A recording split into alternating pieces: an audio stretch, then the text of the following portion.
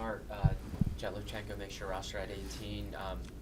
Were you surprised that he was able to push, and what kind of went behind the decision to keep him? Yeah, going into training camp, I never thought he had much of a chance, more of a outside chance, small outside chance, to be honest. But he's blown us away from day one. I mean, the speed is one thing that really jumped out. NHL, top-end NHL speed already at such a young age. That's impressive. And then you start watching him play, and it's just the detail, all the little details in his game, the way he supports everybody, the way he makes players around him better, was very impressive. And I know we have a tendency to just look at, points when we evaluate, but if you dive deeper and you watch all the little details in his game, especially defensively, in the neutral zone, always in good position, and offensively, it's just supporting his teammates, keeping plays alive. It was very impressive. At the same time, there's nothing guaranteed. He might be here for one day, or he could be here the whole season. There's nothing guaranteed, and we're taking it day by day. But he's been really impressive, and so far he's earned the rights to stay with and start with us. You said that nothing's guaranteed. What are you going to be looking for from him to make the decision as to whether he's going to stay all year versus sending him back? Yeah. Well, when we say, first of all, nothing's guaranteed, that applies to everyone. And obviously, there's different ways to go about it because of contracts. For certain players, there's things you can do and cannot do. But at the end of the day, Torts still decide who plays. He's in charge of the amount of ice time or even just being in the lineup. So that's how we hold players accountable, and Jett falls into that. Now I get that there's different rules with him, and everybody's going to bring up the 9-game thing. There's no decisions made on that one way or the other. It's going to be on a daily basis, just like everybody else. And then what was the second part of your question? Basically, just what are you going to be looking for? Does he need to produce offensively? If he looks good but has 0 points in 9 games, does he stay? It's not just about points. Obviously, points are important because they help you win when you score goals and you set up plays. But sometimes you'll set up plays and your teammate doesn't finish. So it's this overall game that we're going to be looking at, just like we did in training camp. Got to evaluate the full spectrum, and more than that, in his case too. It's not just in the moment. Does he help us more than the next guy in line? We also have to take into consideration his age and his development, and what's mostly important for us is, in 3, 5, 7 years from now, how can we create the best Jett Luchanko as well? So those are all things that we're constantly thinking about and discussing and debating. But we felt he had earned the right to start on a team and start on the Flyers. Danny, what's the risk in a setback in his development? There's all kinds of things, right, where people will start saying, well, you'll limit his offensive output, or you won't let him grow or get his teenage years. There's all kinds of things that you can come up, and the funny part is there's examples on either side. There's guys that were rushed that never really took the next steps, and there's guys that were rushed and became amazing players. The one player like that comes to mind for me is Patrice Bergeron. So it's not a clear path to an answer when we debate that. Everybody has their opinion, but we're certainly trying to make the best decisions for him and his future. How do you balance that in the mental side of it, right? Being an 18-year-old, maybe not performing, not doing what he wants to do against the grown men of the NHL, much bigger guys, and then going back to juniors and facing all. Yeah, and we went back and we talked to his coaches. That was all part of the search that we had, leading into the draft, and that was probably the one area that everybody's raving about him, his character, his demeanor, how he approaches. He's a very, very mature person already. I don't want to put more pressure on him, and I'm not going to throw the names that were used to compare him with, because I don't want that out there. But it's impressive the way people that have been around him, how they see as far as his leadership, how he carries himself, the comparisons that were being used to try to explain Jett Luchanko. How do you view the center position as a whole? Because obviously he's a center. We've seen him with Bobby Brink and Farabee. You have two older veteran centers. Sean Couturier is coming off of a surgery, and he says it's minor, but him and Scott Lawton, I think it's safe to say they were a little bit up and down last year. How much of this is position based, and how do you view the center position as a whole? Well, the center position is a tough one. When you look at it, I mean, you're basically supporting all your teammates out there. In the offensive zone, the neutral zone, defensive zone, you're always the guy that is heavily involved in all facets. So it takes a mature person to play that position. That's why they're so tough to find also, and that's why it's tough. It's a tough position for young players to really come into the league and make an impact. So that's another thing that we're going to be watching for. He's shown us in training camp and in the games that he played that he can hold his own already at his age. But it's also true that teams were not fully NHL players. There's AHL guys and junior guys involved in those games. So that's something we're going to pay attention to when it's full NHL rosters that he's facing night after night. That's something that we're going to pay attention to as well. How do you view Sean Couturier's camp? Are you confident he can, based on what you've seen, that he looks 100% to you? Well, first of all, he showed up in great shape. He was able to navigate towards his camp, which was extremely difficult as far as the volume of skating that he has, that he puts the guys through. I thought he was just okay in the games, but I also get it. He wasn't the only one. I talked to the veterans this morning, and I didn't like the game part of our training camp from most of our veterans.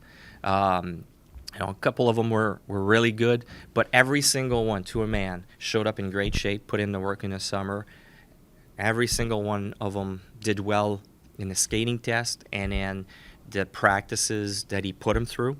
I just didn't like some of the games from our veterans. Now, I get it also. It's games that don't really matter. You don't want to get hurt. You're trying to get prepared and get ready for game one. But it's also tough to turn that switch on. So, I told the players, I said, there's too many of you that are just a little too casual in the games. And I don't want them to be surprised when game one starts and they're still trying to navigate through training camp. When game one starts, we're facing a really good team to start with. On top of that, I told the guys, you got to start to get the right mindset as far as competing. So, a lot of the guys, it just wasn't quite good enough in the games. But the rest of training camp, passing grades for everyone. We're really, really happy with how the guys showed up and plowed through, towards the skate and practices. John Tortorella said that now that it's the third year that this team is under this coaching staff, he doesn't want anyone getting too comfortable or complacent. As a front office, do you kind of have that same philosophy that he shares with the Yeah, well, Torts has more experience than me when it comes to that. He did mention that, and it's something we're going to pay attention to. And the other thing, too, don't forget, is slowly, the room is starting to hold each other accountable more and more. And that's, for me, the exciting part. We're still a very, very young team, but already we're seeing more and more of the young guys kind of take on a bigger leadership role in the room. So that's the part that I'm excited about going into year 3, and see where it goes. We expect this year to be a tough year once again, but we want to see improvement. We want to see guys take another step, especially from the younger generation. With Alexi Kolosov, can you maybe maybe explain just kind of what went into getting him over here, and are there any things in place where it's like he could possibly be going back to the KHL if things don't go well over the first couple months? Just maybe a Yeah, little more so we're and we told him all along, we wanted to see him. We wanted to see where he was at. He believed that he needed another year in the KHL, and we told him we didn't really agree with that. We wanted to see him. We wanted to see where he was at in his development. We hadn't seen him in the summer development camp, and not showing a training camp put us in a tough position. And I get it from his standpoint. He thought he needed another year, or he thought he was ready for the NHL. I'm not sure where he fit between the two. But we basically told him, we want to see you. We want to know where you're at. So that's the exciting part for him coming over. There's nothing set in stone as far as where is he going to be? Is he going to be in Lehigh the whole year, or is he going to play some games with the Flyers? You know how it works. There could be injuries. There could be changes. So it's something we're going to evaluate pretty much on a weekly basis. We're excited that he's here. I went to see him play on Saturday in Lehigh Valley. He had a great game. But we need to see more of him. We need to see where he's at in his development, and then we'll make the right decision moving forward. But there's nothing set in stone as far as how the season's going to go for him. What we care about is his development and try to help him, take the next step. Do you feel like you guys, the Flyers and Kolosov and his camp, that you guys are in a good place from a relationship standpoint now? I think so. And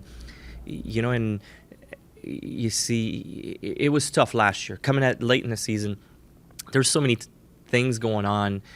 We wanted him to come see Lehigh Valley, or how things are done here in the American League. We're also fighting for a playoff spot when he came. There's so many things going on. We didn't have a Russian-speaking player around. Everything was kind of rushed. It was a tough situation for him.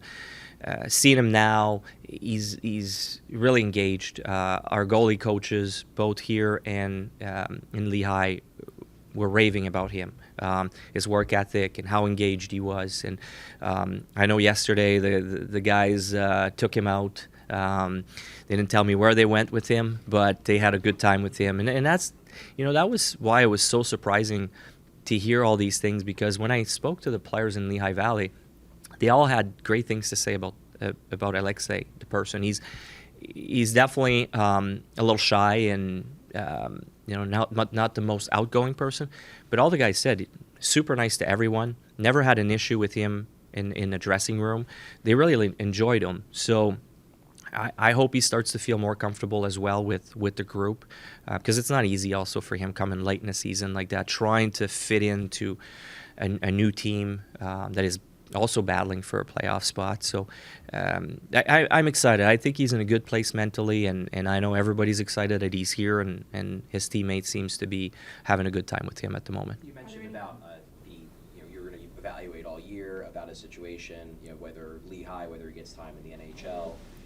Is it still a possibility, depending on how things go, that he could eventually get loaned back? Yeah, or is that off the table?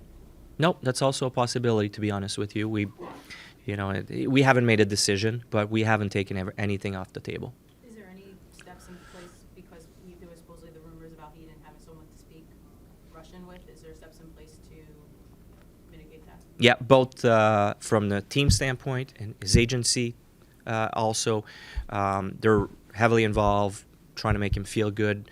We have some people that work in the organization that are going to spend more time in Lehigh, and we also have Rodrigo Abels that speaks the language. But one thing that was surprised with him is how much he understands. He's not comfortable speaking much, but he could understand quite more than I expected when I spoke to him. So that's it's good. It's good that he's making efforts to try to learn the language as well. John said that he's doing power play more by committee this year. He brought in Leclerc, Sharp, so forth.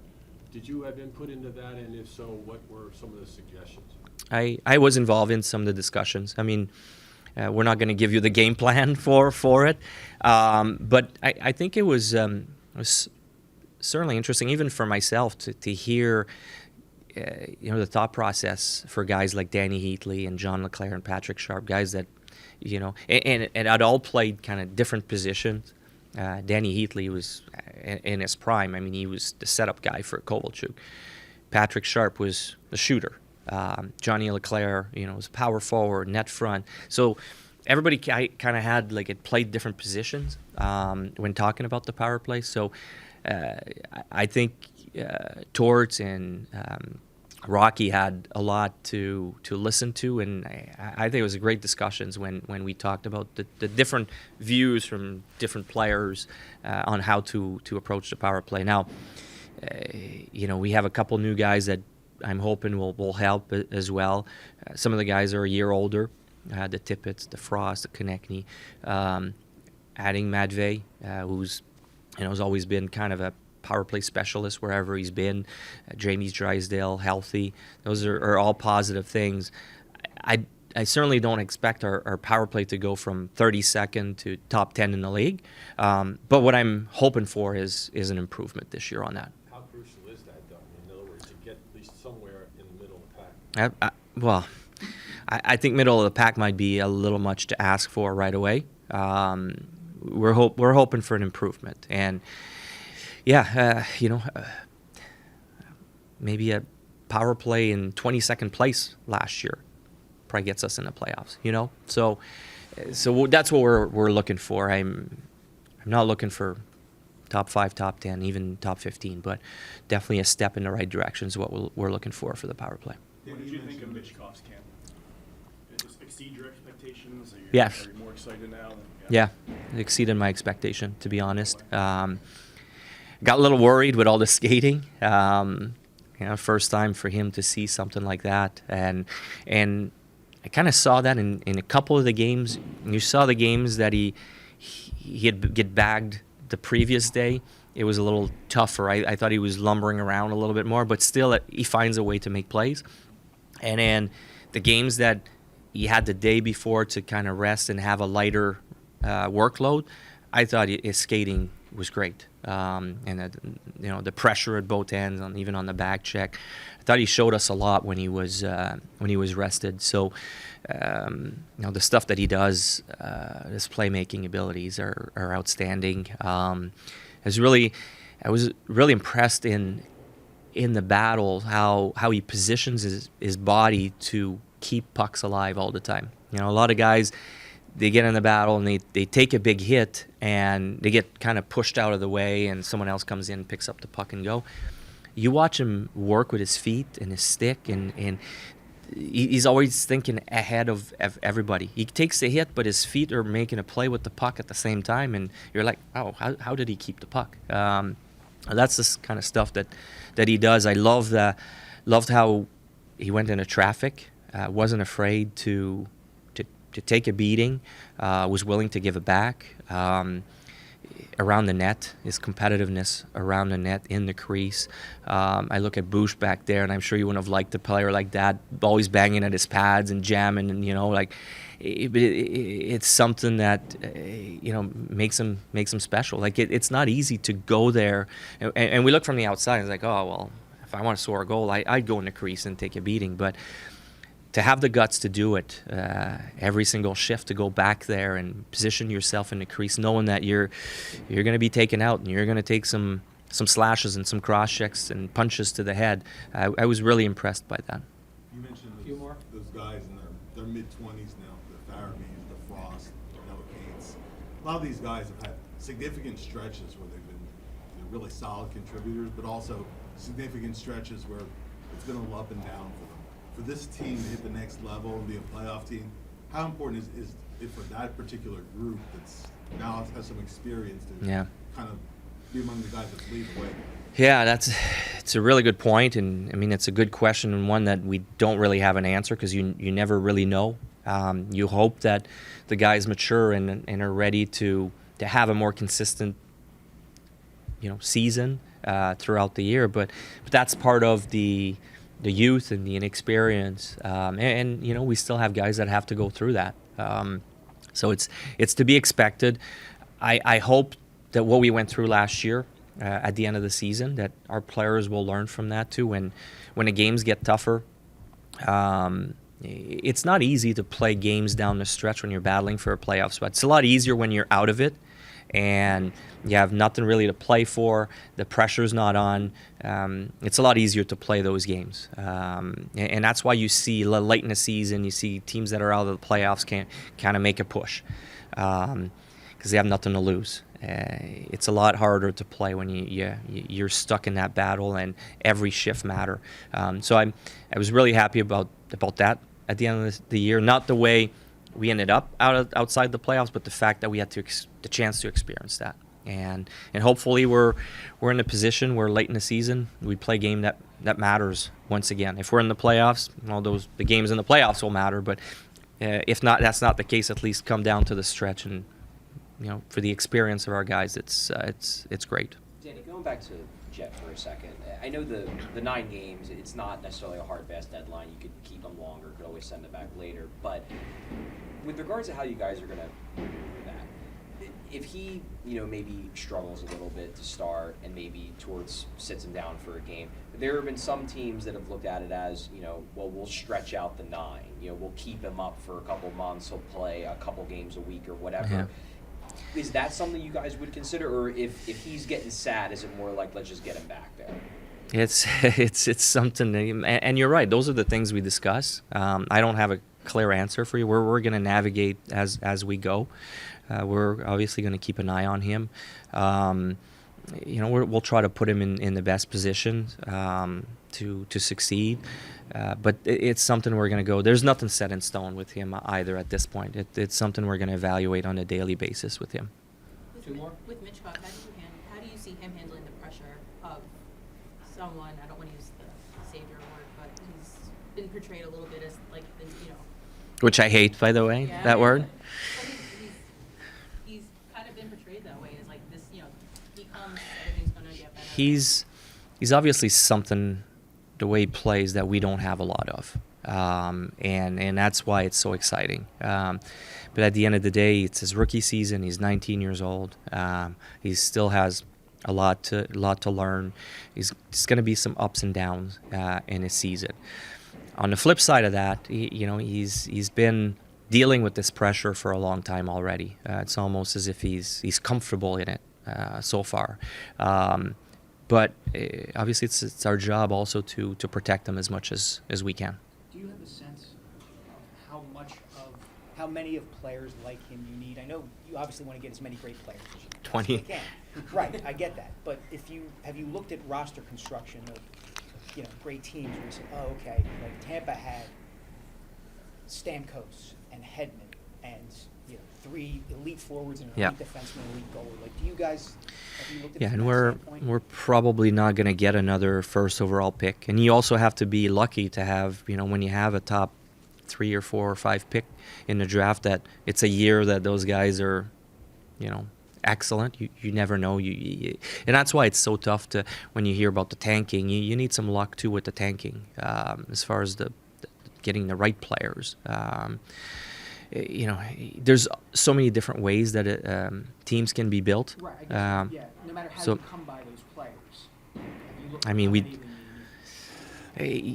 When you look at, you take a team like St. Louis a few years ago, they didn't really have, they had Pietrangelo, who was probably a star player, and Tarasenko, but even like those guys were, I wouldn't say they were, superstars at the level of, McDavid and McKinnon and Makar. So there's different ways that you can build your team.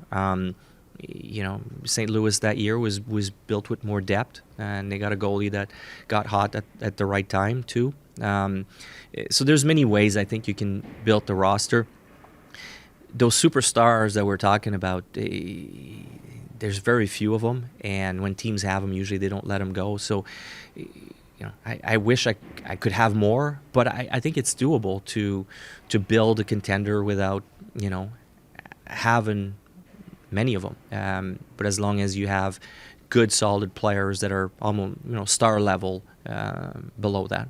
Danny, speaking to the Ryan Johansson situation, obviously that was another thing that happened in camp. They filed, the NHLPA filed Yep. a grievance.